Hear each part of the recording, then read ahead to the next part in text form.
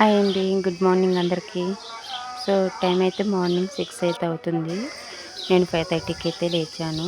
లేచి ఇంట్లో పనులు స్టార్ట్ చేశాననమాట ఇప్పుడే. మా పిల్లలైతే ఇంకా నిద్రపోతూనే ఉన్నారు.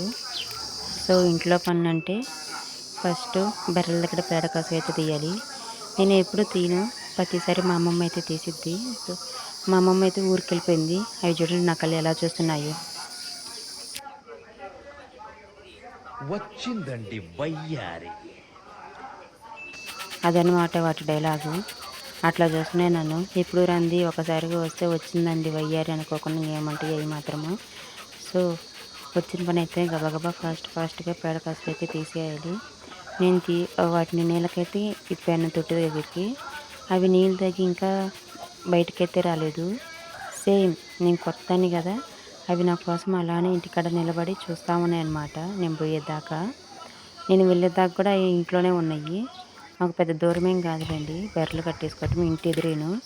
సో బెర్రలు కట్టేసి అయిపోయినాక ఇంట్లోకి అయితే వచ్చాను, ఇంట్లో పనులు స్టార్ట్ చేయడానికి. మార్నింగ్ లేయటమే బియ్యం నానబెట్టేస్తాను. సో ఫుడ్ ప్రిపేర్ చేసేసి పిల్లలకి లేపి బ్రష్ చేపించి వాళ్ళకి స్నానాలు చేపించి ఫుడ్ ప్రిపేర్ పెట్టేసి వాళ్ళని స్కూల్కి పంపించి నేనైతే కరువు పనికి ఇంకా స్టార్ట్ అయిపోయాను. ఇవాళ లేట్ అయింది. అటు ఇటు చూసినా కానీ ఎవరు లేరు, అందరూ వెళ్ళిపోయినట్టున్నారు. నాకు దారిలో కూడా ఎవరు కనపడలేదు.